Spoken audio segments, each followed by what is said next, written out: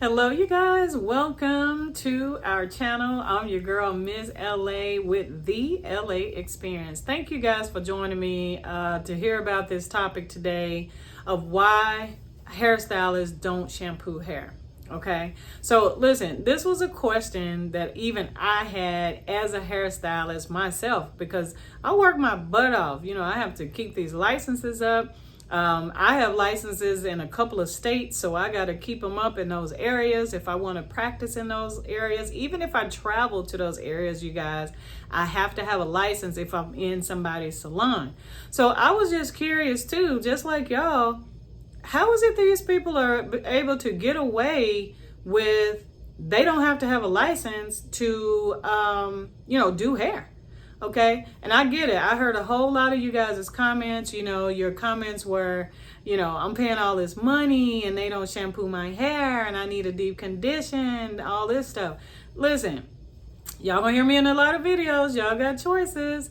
But I get it if it's your first visit and you didn't even know this was happening. Unfortunately, our industry has turned into this. Okay. And I see both sides. I'm gonna be honest. Once I did my research, because that's important, you guys, we can't be upset with stuff that we don't know the history or the research of, we don't research and find out more about it. That's one thing about me. So that's what I'm here for, you guys. I'm here to find out those answers that we got questions to. But, a lot of us ain't going to take the time like I did and find out that information and be able to put it back out there, right? So I found out, I believe, where it started, and then it kind of trickled, now to all of the industries, right? So just for you guys who don't know, most states require, and I'm gonna take you back. I'm 30 years in the game. So back in the day, 30 years ago, they used to make people who were braiders or people who did natural hair, they still had to go to school for at least 300 hours.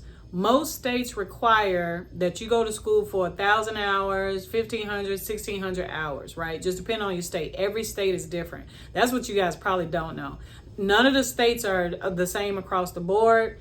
That's something like I totally don't agree with all the time. I think it should be just consistent. Like me, because I travel from state to state. So if I go to one state, this might be okay. But if I go to this state, it's not okay. Or if I go to this state, I can do this license. But if I go over this state, they make me have an additional license or go to school more or something. So I think it should be even across the board, but it's not.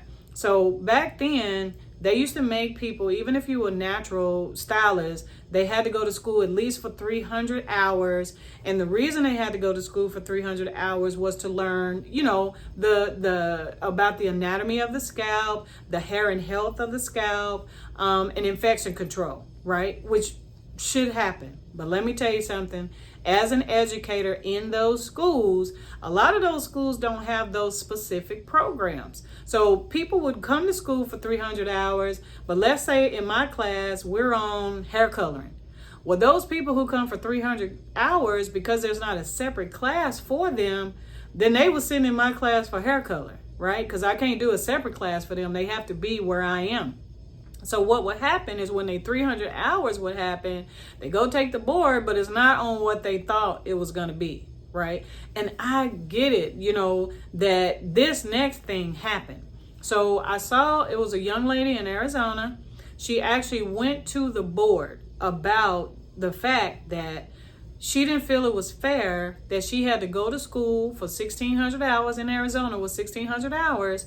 And then there's nothing in the curriculum that teaches braids or locks. So she fought it, you guys. She went to court with it. She got organizations behind her. And in 2004, the mayor of that particular state, they changed the law where the natural hair stylists or the braiders did not have to go to school or have a license because they found out they were correct. There is nothing in the curriculum that teaches locks or braids. But let me tell you this, it has changed now. So because of that law, schools do now have the curriculum that has braids and it also has locks. But here's the problem I see with it. If a person like me doesn't work there, the student is not going to get that knowledge. So think about that. Let's say it's an all Caucasian school and nobody in that school braids, and nobody in that school does locks, even though it's part of the curriculum. The students are still not going to get that knowledge because nobody like us are out there to teach it to them. So yes, they've included it now in the curriculums. They actually put it in the books now. You will see it if y'all go to cosmetology or barber school. They even put it in barber school books now. They have where it's braiding in there. They have where it's locks in there. But again, if your educator is not a person who's ever done any of those things, that student still is not going to get that knowledge, right? So what that law says, you guys, now, okay, so even back then, the infection control and all that they had to do with 300 hours, they didn't have to do any chemical services, and but they could still do shampoos back then because they, remember, went to school supposedly to learn the hair and health of the scalp, infection control, sanitation, all that good stuff, right? So now, because of new laws, what I did find out, check this out of 50 states, 34 states are exempt.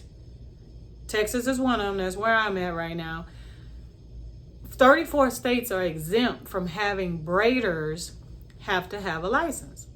So y'all get upset. I had to shampoo my own hair. They made me, do this and that. Well, the law is telling them, you guys, that they don't have to require you to do anything. They don't have to shampoo anything.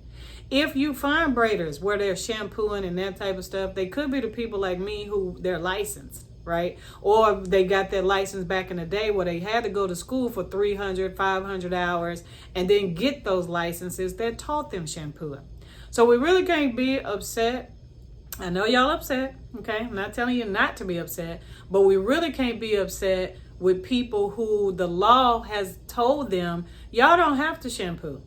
So if they don't have to shampoo, then they don't have to shampoo.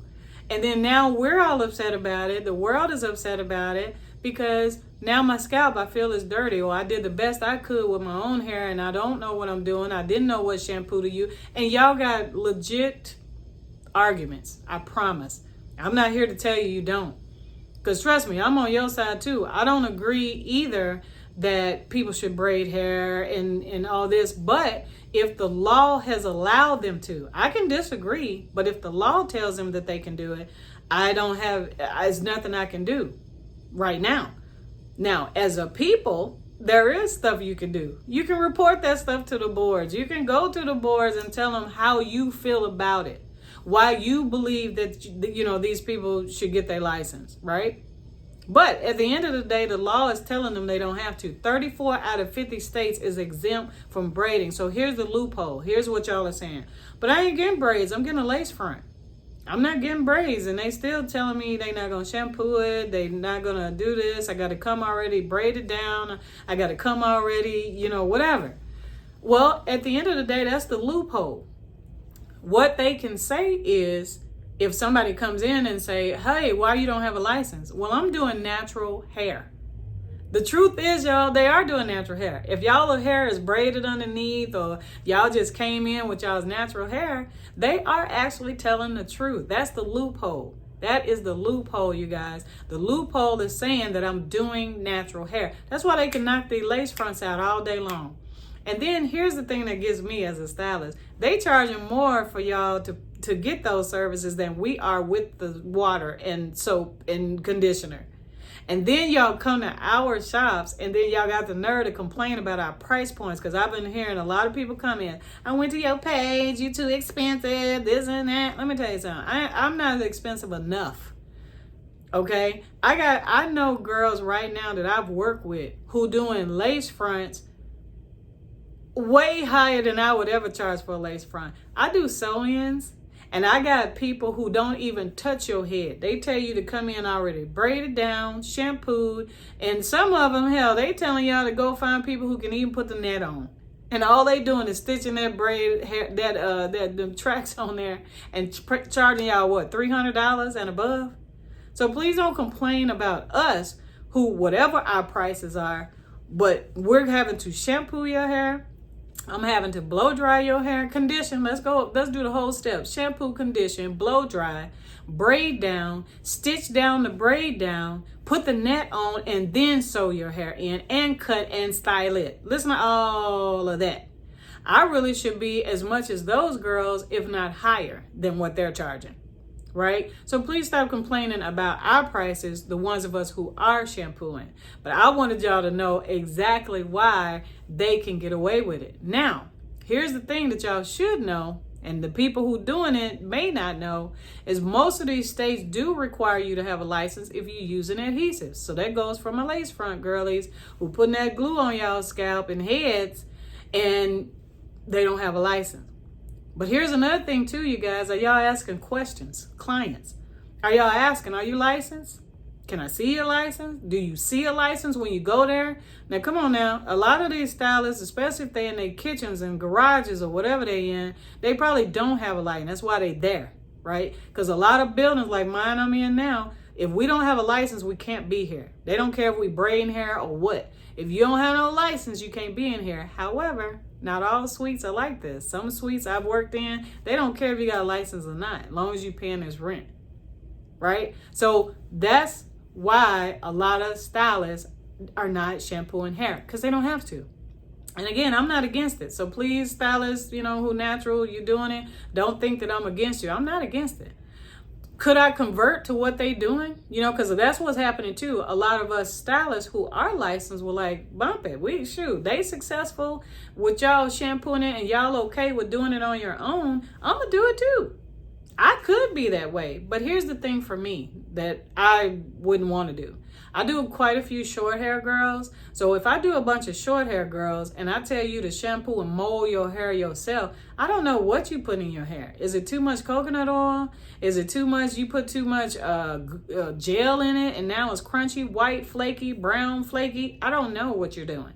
So I want to make sure that I control everything, the products, how it lays, how smooth we want it, if it's shiny. I want to make sure that I'm in control of that for you to give you the results that you want and that you need. That's my job. That's what I want to do. Okay. Now, there's a lot of people out there, because to me, that's what doesn't make sense. If I got a person, again, short hair, and they want it molded, or let's say you want finger waves or something, how does that work? Do y'all just air blow dry your hair and then when they come in, they spray your hair down and then they wave it? I would think that would be puffy or it wouldn't lay right or something. I don't know. But that's kind of where it came from, I believe. I believe it started with that young lady back in 2004 in Arizona. She was in Arizona and she fought that board and she had a valid point. I'm not going to lie. She has a valid point. Right now, just now, I don't know how many years now, but they are putting it in the cosmetology and barber school books that locks have to be taught and braids. However, remember, if there's no educator there who has that knowledge, because all of the instructors that they hire there are not required to know that knowledge, right? A lot of times when y'all go to schools and y'all get y'all hair done, because I did hear comments like that, well, that's why I go to a school.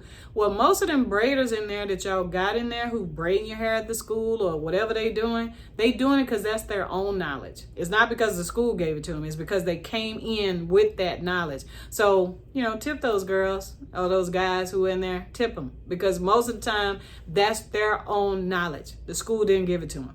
Okay, unless it's a braid school. Now, if it's a braid school, then I get it. But if it's just a regular old school, I can promise you most of them educators probably don't have that knowledge. More than likely. I'll say 8 out of 10 times. Probably 9 out of 10. But I just wanted to make sure that y'all understood that. And it's just, and with that being said, because they don't have to have a license, again, that's why they don't do any chemicals, because underneath that rule, they can't do any chemicals. They can't do any styling. Okay. And most of them require them not to do any shampooing. That is part of that law. Can the law be changed? Yeah, it has to have so many voices to make it change. And the board has to be aware that it is a problem. So for me personally, this is why I feel a lot of y'all hair coming out. So think about that. If you got people on your head that the state is not requiring them to learn anything about hair health, scalp health, and the anatomy of the scalp and the hair, how can they possibly grow your hair? All they can do is do your hair. Do y'all hear the difference with that? There's people who do hair, and then there's people who care for hair. I'm the person who cares for hair. So I can care for your hair and then do your hair at the same time. There's a lot of people out there who don't shampoo. They just doing your hair. They putting those lace fronts on, giving y'all that baby hair that you want, putting those curls in there. Are half of them even putting them on right? We don't know. You want to know why? Because there's no class that tells them if it's on right. You know what class they have? YouTube University. YouTube University is teaching people how to put on lace fronts. Trust me, if I want to do a lace front right now, I can watch so many of these girls right now, and I could probably become a lace front expert. I really could. But at the end of the day, if y'all listening to them videos, not one person talks about, here's the sanitation piece of it. Here's the health of the hair to make sure. Now, don't get me wrong, I'll take that back. It is a few that's doing that. But most of them are not. They're just showing how to do the service itself. I feel like that's why a lot of y'all braids, and when y'all take them out, you ain't got no edges. Because, again, we got people who not training y'all. Tell me if I'm lying. Tell me if I'm lying, because I could be making this up, but I don't think so. Because I talk to my clients and they tell me. I'll be like, does that person talk to you about... So think about, I'm going to back it up. If a person don't have to go to school, did they learn about consultations? No.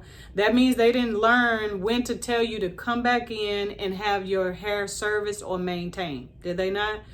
They didn't teach you that. They didn't teach them that because they didn't ever go to school. And with that being said, if a person can't put you on a maintenance schedule or tell you when you're supposed to, take those braids out. That's why I talk to ladies. I'm like, how long you had your braids up? 6 months? What? No.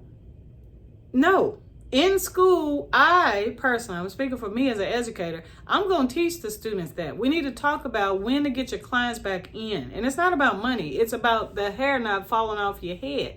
So that's why a lot of y'all's hair is probably coming out. Most of y'all think, let me tell you what I do here. A lot of y'all say, oh, I have a condition, it's alopecia. Y'all do know that alopecia is just a fancy word for hair loss. It's not really a condition. It is something that's happening to your hair.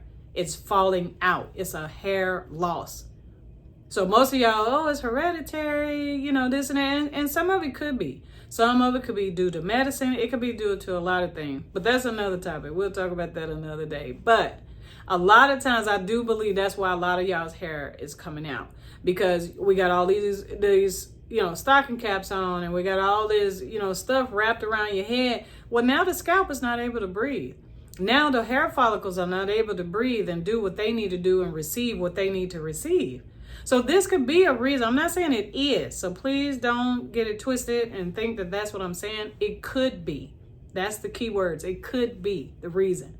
But I just wanted to make sure I came on here and told you guys what my research showed. So let me recap that. 34 of 50 states do not require braiders or anybody doing what's considered natural hair to have a license. And underneath that rule and that law, no shampoo, no chemical. So just in case y'all didn't know, color is a chemical. So they don't have to do relaxers. They don't have to do color. That's why they can color your wig, because it ain't got nothing to do with a person. But they can't color your hair. So they not required to shampoo, color, or style. Yes, they styling y'all's wigs or they styling y'all braids, but they are not required, I repeat, not required to style your hair whatsoever. So I understand the whole world is upset. I ain't get no water on my scalp. I need a deep condition. Then you need to find a stylist who's doing it. Again, I am Miss LA. I am in the Dallas, Texas area. I'm actually in Plano, Texas right now. So find me. My website is usually below, if not the THELAX experience. I have a lot of people too. They've been reaching out. Can I contact you? Can you do a call with me? Absolutely. Get me on a Zoom call. Go on my site, book a Zoom call. It's all virtual. All right, so it don't matter where you're located. I can definitely see you. I can definitely talk to you. I can almost look at your scalp and hair and tell you what I feel is going on. Okay, by asking you simple series of questions and looking at what I see on the screen. So find people like me. No excuses, you guys. 2025 is no excuses. But I just wanted to educate you on that. Okay. Again, this was not a bashing. So all my stylists who natural and you don't have a license, I'm not bashing you guys at all. You haven't heard me bash at all. However, this is just to educate you guys and give you that knowledge, drop knowledge like I always do, and keeping y'all informed. Again, I'm your girl, Miss LA with the LA Experience. Thank you for joining me for this video, and I look forward to seeing you on our next video.